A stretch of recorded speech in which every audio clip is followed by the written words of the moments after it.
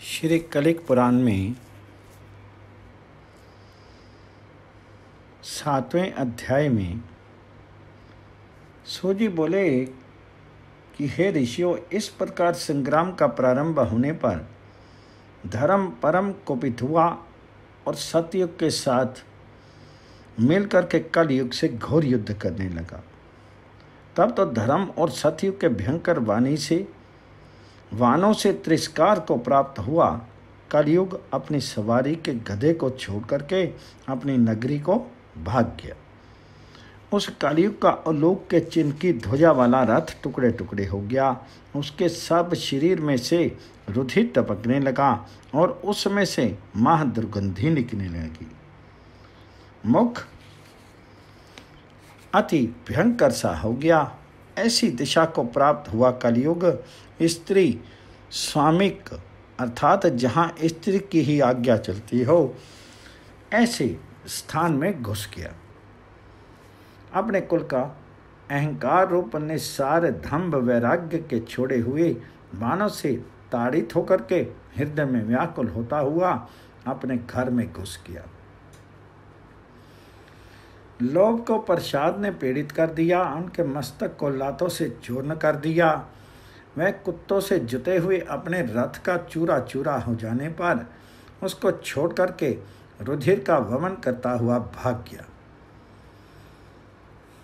अभय के साथ संग्राम करके पराजय का प्राप्त हुआ क्रोध घबरा गया और उनके दोनों नेत्र लाल लाल हो गए।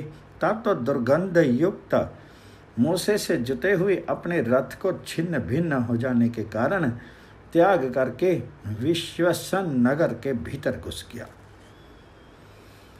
भय भी सुख के थप्पड़ की चोट से प्राणहीन होकर के पृथ्वी पर गिर पड़ा। निरत पृथ्वी के घुसों के चोट से पीड़ित होकर के यमलोक को चला गया। आदि व्याधि आदि संपूर्ण ही कलयुग के सहायक सतयुग के बाण समूह से पीड़ित होकर के अपनी अपनी सवारियों को त्याग भयभीत होते हुए जिधर से आए थे वहां पे भाग गए। तदंतर धर्म सतयुग को साथ लेकर के कलयुग की प्रधान राजधानी विश्वन नगर में गया और बाणों की अग्नि से कलयुग सहित उस नगर को भस्म कर दिया। उस समय कलयुग के संपूर्ण अंग जल गए।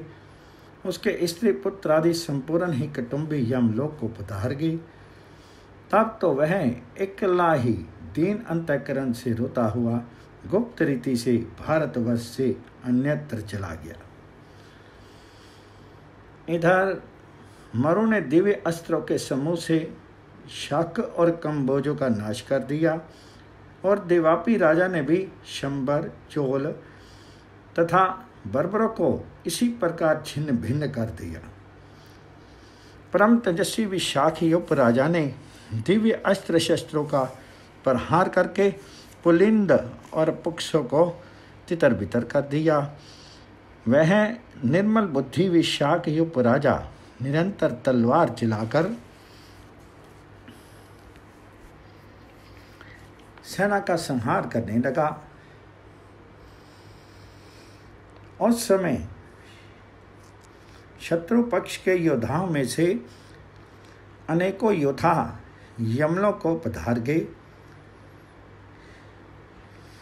गदा चलाने में चतुर परम वीर कलिक भगवान ने हाथ में गदा लेकर के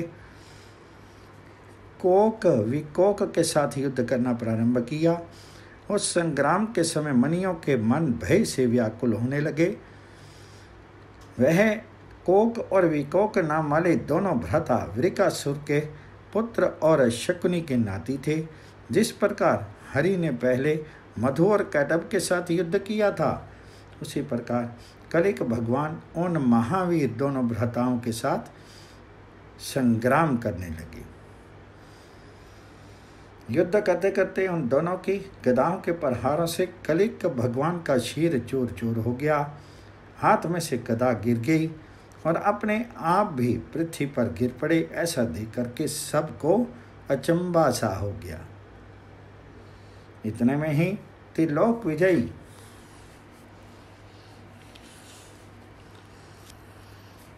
महाभुज जगतपति विष्णु का कलिक भगवान उठे और क्रोध में भर करके भाले से विकोक का मस्तक काट डाला। यद्यपि इस प्रकार महाबली विकोक का मरण हो गया, परंतु वह अपने भ्राता कोक का दर्शन करते ही मृत्यु शैया से फिर उठ खड़ा हुआ। यह देख करके देवता और शत्रु पक्ष के वीरों का नाश करने वाले कलिक भगवान भी बड़े अचंभे में हो गए। गदाधारी कोक को विकोक के पुनर्जीवन का कारण होने से कलिक भगवान ने कोक का भी मस्तक काट डाला।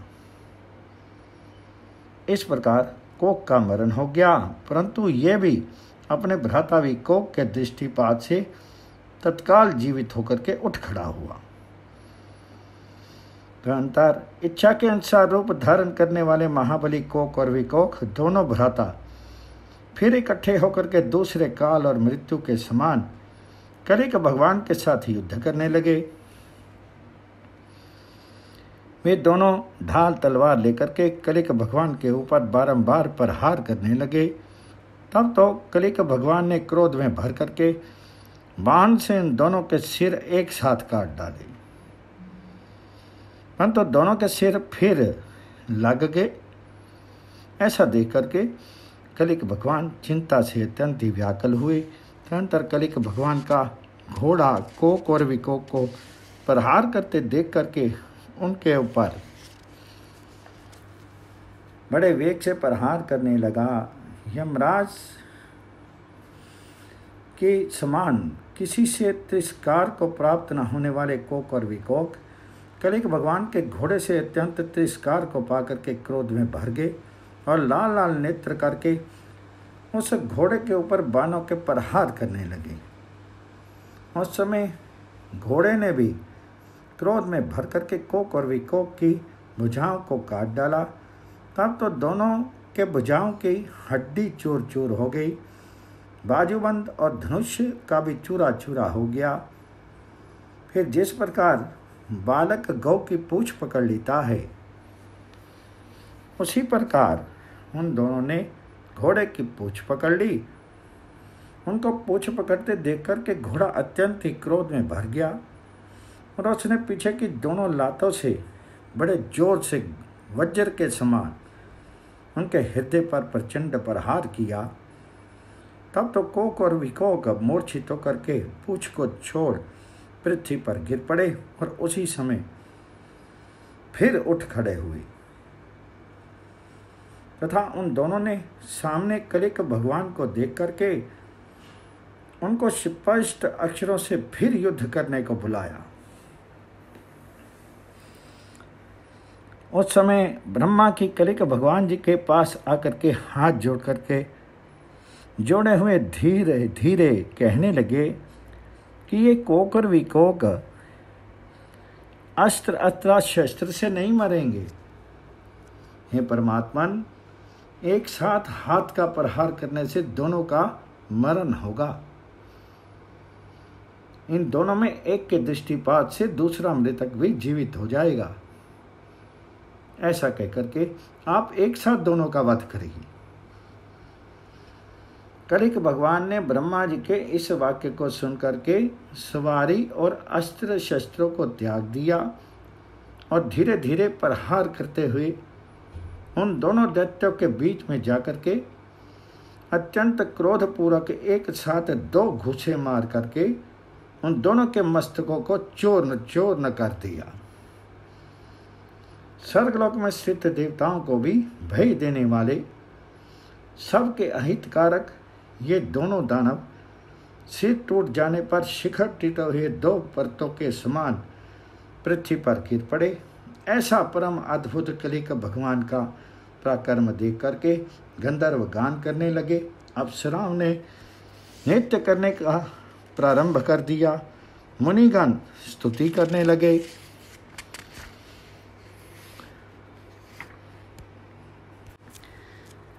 देवता सिद्धोच्चारणों के समूह हृदय से प्रसन्न होकर के पुष्पों की वर्षा करने लगे। तदनंतर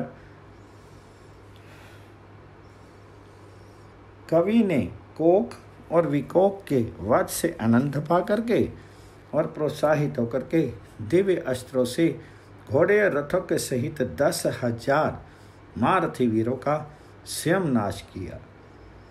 उस संग्राम भूमि में प्राज्ञ ने 1,00,000 योद्धाओं को गिराया।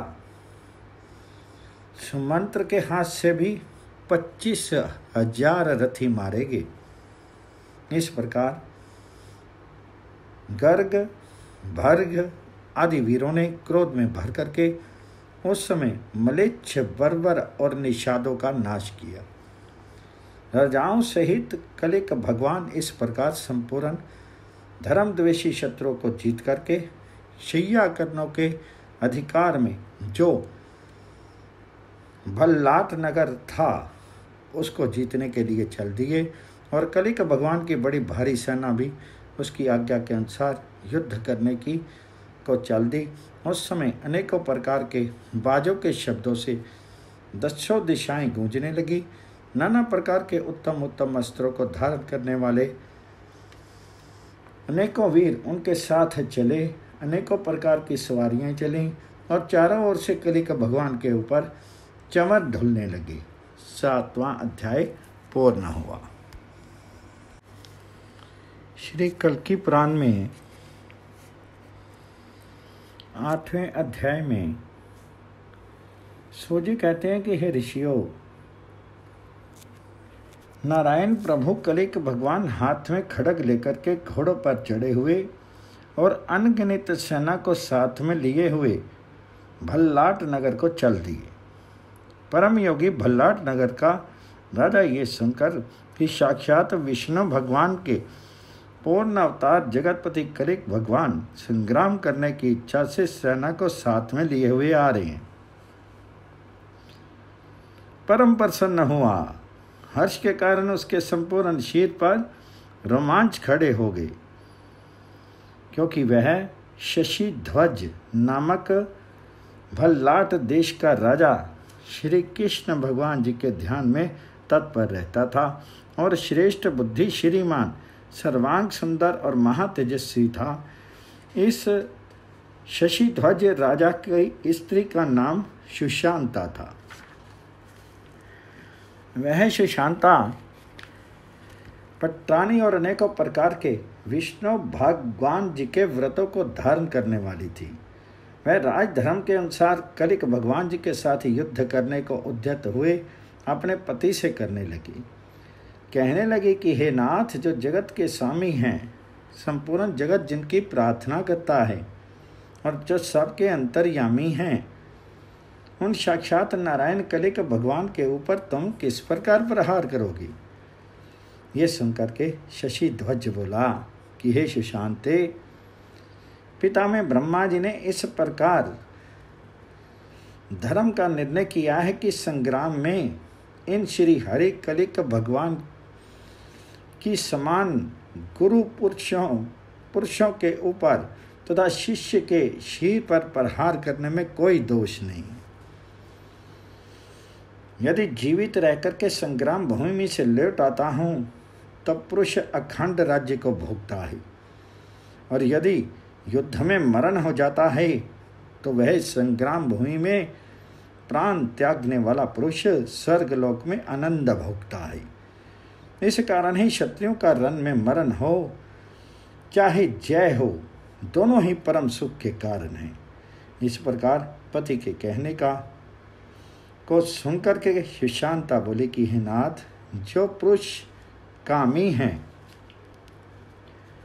जिनका चित्त सदा विषयों में आसक्त रहता है, जो विषय के मत से उन्मत्त हो रहे हैं, वही युद्ध में जय होने पर अखंड राज्य को और मरण होने पर स्वर्ग प्राप्ति को परम पुरुषार्थ मानते हैं। परंतु जो पुरुष श्री हरि के चरण कमलों की सेवा करते हैं, वे उस अखंड राज्य और स्वर्ग लोक को अत्यंत तुच्छ मानते हैं। हे नाथ, तुम सेवक हो, वे स्वामी हैं। तुम निष्काम होकर के इस कारण वे फल देने वाले नहीं हैं। ऐसी अवस्था में मोह का कार्य, जो दोनों का संग्राम होना, उनकी किस प्रकार संभावना हो सकती है। यह सुनकर के शशिध्वज बोला कि हे प्रिय, सुख दुख आदि द्वंद्वों से रहित ईश्वर और सेवक दोनों के देह धारण की हेतु रूप माया के कारण यदि द्वंद्वों का आरोप मिथ्या प्रतीत है, तो हमारा संग्राम आदि भी लीला के कारण सेवा में ही गिना जाएगा। यदि ईश्वर को देह का अध्यास होने से ये माया के अंग काम क्रोध आदि देहिक देह के गुण आरोपित होते हैं, तो क्या संपूर्ण विषय आरोपित नहीं होते। सच्चिदानंद ईश्वर में जिस समय ब्रह्मता होती है, उस समय में ब्रह्म होता है। जिस समय शिरोपणा होता है, उस समय शरीर ही होता है। इसी प्रकार जिस सेवक का भेद ज्ञान दूर हो जाता है, उसके जन्म लय और वृद्धि भी दूर हो जाते हैं। अर्थात उपाधि भेद से ही सेवक के नाम भेद आदि हैं। ये सेवा करने योग्य है, ये सेवा करने वाला है। इस प्रकार का जो व्यवहार है, सो केवल विष्णु भगवान की ही माया है। यह द्वैत अद्वैत का विचार साधु पुरुषों को धर्म अर्थ काम रूप त्रिवर्ग का देने वाला है। हे प्रिय, इस कारण मैं कलिक भगवान जी के साथ संग्राम करने के लिए अपनी सेना को साथ लेकर जाता हूँ। हे प्रिय, अब तुम उन्हीं कमलापति विष्णु भगवान का पूजन करो। ऐसा सुनकर के सुशांता बोली कि हे स्वामिन, तुम विष्णु भगवान की सेवा करके उन विष्णु भगवान में ही एकता को प्राप्त हो जाओगे, तब ही मैं कृतार्थ होंगी। इस लोक में और परलोक में एक विष्णु भगवान को छोड़कर के दूसरी कोई गति नहीं है। जब सुशांता ने नम्रतापूर्वक ये बात कही, तब तो महाराज शशिध्वज नेत्रों में जल भर करके विष्णु भगवान का स्मरण करने लगे और अपने को परम वैष्णव माना। तदंतर राजा शशिध्वज ने प्रसन्न होकर के परम प्रिया सुशांता को हृदय से लगाया और अनेकों वीरों को साथ लेकर के श्री हरि उच्चारण करता हुआ तथा श्री हरि के रूप का स्मरण करता हुआ युद्ध करने को विष्णु भक्तों को साथ लेकर के चल दिया। राजा शशिध्वज ने कलिक भगवान की सेना में घुस करके कलिक भगवान की उस बड़ी भारी सेना का किला तोड़ दिया और महावीर वीर रस से उन्मत्त हुए शैया कर्ण नामक योद्धा अस्त्र शस्त्रों को चला करके कलिक भगवान की सेना से संग्राम करने लगे। महान धनुर्धारी परम बली परम विष्णु भक्त शशिध्वज का पुत्र श्रीमान सूर्यकेतु सूर्यवंशी राजा मरु के साथ युद्ध करने लगा। सूर्यकेतु का छोटा भ्राता बृहत केतु अतीव रमणीय मूर्ति को कोकिला के समान मधुर स्वर से बोलने वाला और गदा युद्ध करने में परम प्रवीण था। वह देवापी के साथ संग्राम करने लगा। विशाखयुप राजा बहुत से हाथियों पर चढ़े हुए वीरों को साथ में लेकर के अनेकों प्रकार के अस्त्र शस्त्रों को छोड़ता हुआ शशिध्वज राजा के साथ युद्ध करने लगा।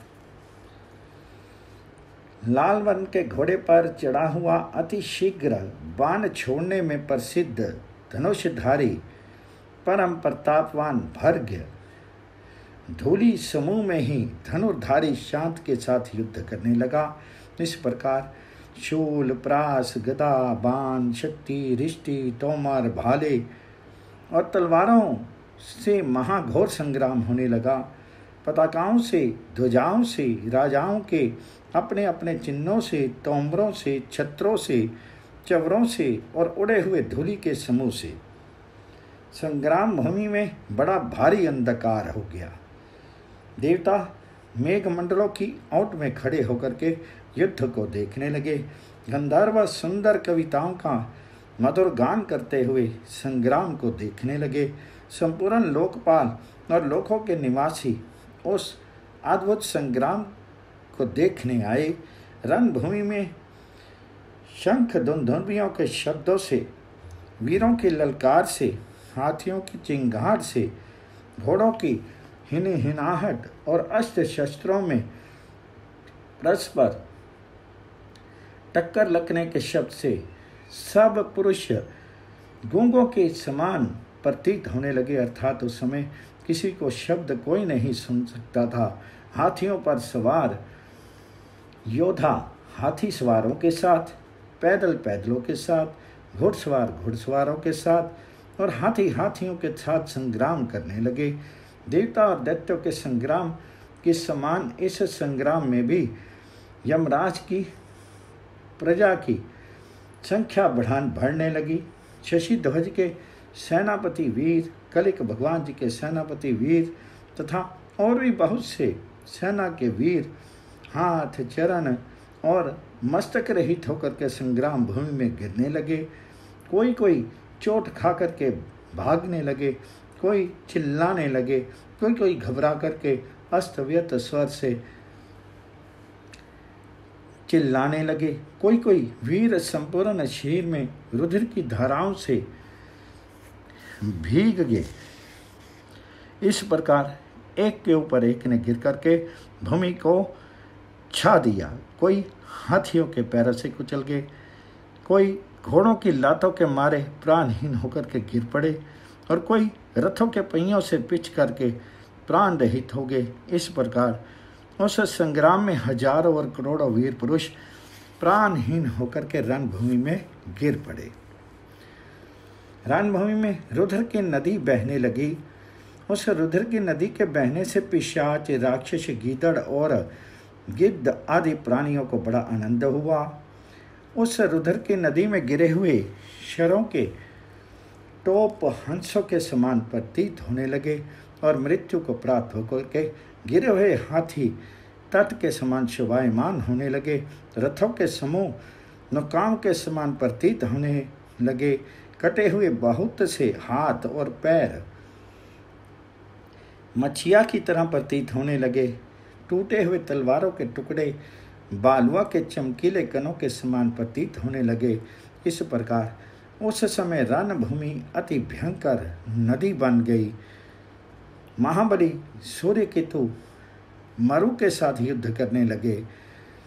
काल के समान दुर्धर्ष, किसी से तिरस्कार को प्राप्त न होने वाले सूर्यकेतु ने बाणों के प्रहार से मरु को व्याकुल कर दिया। मरु ने भी 10 बाण छोड़ करके सूर्य को बहुत ही घायल कर दिया। वीर सूर्यकेतु मरु के बाणों से बिंद करके क्रोध में भर गया और उसके संपूर्ण घोड़ों को मार डाला और लातों के प्रहार से उसके रथ का चूरा चूरा कर दिया। फिर गदा को घुमा करके मरु के वक्षस्थल में बड़े जोर से प्रहार किया। उस प्रहार से मूर्छित होकर के मरु पृथ्वी पर गिर पड़ा। धर्म को जानने वाला सारथी अपने स्वामी मरु को दूसरे रथ पर उठा कर ले गया। इधर महाबली बृहत केतु ने देवापी को बाणों से ढक दिया।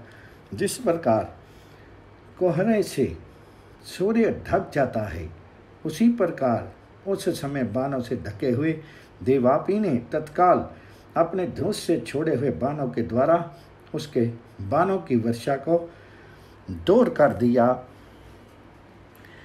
फिर उस देवापी ने शिला पर सान धरे हुए अति तीखे बाणों से बृहत केतु के बड़े बड़े अस्त्रों के टुकड़े टुकड़े कर दिए। तब तो बृहत केतु ने फिर धनुष उठाया और उस पर बाण चढ़ाए और स्वर्ण के पीछे के भाग से शोभायमान गिज्ज के परों से युक्त तथा लोहे का अग्रभाग जिनका ऐसे तीखे बाणों का देवापी के ऊपर प्रहार करने लगे। देवापी ने भी तीखे बाणों से बृहत केतु के उस दिव्य धनुष के टुकड़े टुकड़े कर दिए। जब बृहत केतु के धनुष के टुकड़े टुकड़े हो गए, तब तो उसने देवापी का वध करने की इच्छा से तलवार धारण की। फिर उस वीर बृहत केतु ने उस घोर संग्राम में दिवापी के घोड़े और सारथी को मार डाला। तब तो दिवापी ने धनुष को त्याग करके उस शत्रु बृहत केतु के एक चपेट मारा और उसको दोनों भुजाओं के बीच में ला करके निर्दयीपने से कुचल डाला। 28 वर्ष का बृहत केतु शत्रु से पीड़ित होकर के तत्काल मूर्छित हो गया और मरे हुए के समान पृथ्वी पर गिर पड़ा। राजा सूर्य केतु ने छोटे भ्राता की ये दशा देख करके वज्र के प्रहार के समान एक घूसा दिवापी के मस्तक पर मारा। तब तो दिवापी भी मूर्छित होकर के पृथ्वी पर गिर पड़ा। दिवापी का शत्रु सूर्य केतु दिवापी को मूर्छित दे करके उनकी सेना के ऊपर निर्दयीपने से प्रहार करने लगा। इधर राजा शशिध्वज ने रणभूमि में सम्मुख खड़े हुए कलिक भगवान का दर्शन किया।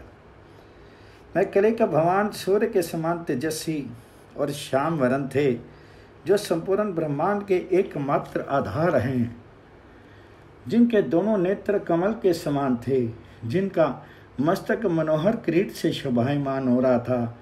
न कलिक भगवान अनेकों प्रकार की मणियों से भूषित शीर की शोभा के द्वारा संपूर्ण मणियों के नेत्र और हृदयों के अंधकार को दूर कर रहे थे। निशाख यूप आदि राजे उन कलिक भगवान के चारों ओर खड़े हुए थे। धर्म और सतयुग कलिक भगवान का पूजन करने में लगे हुए थे।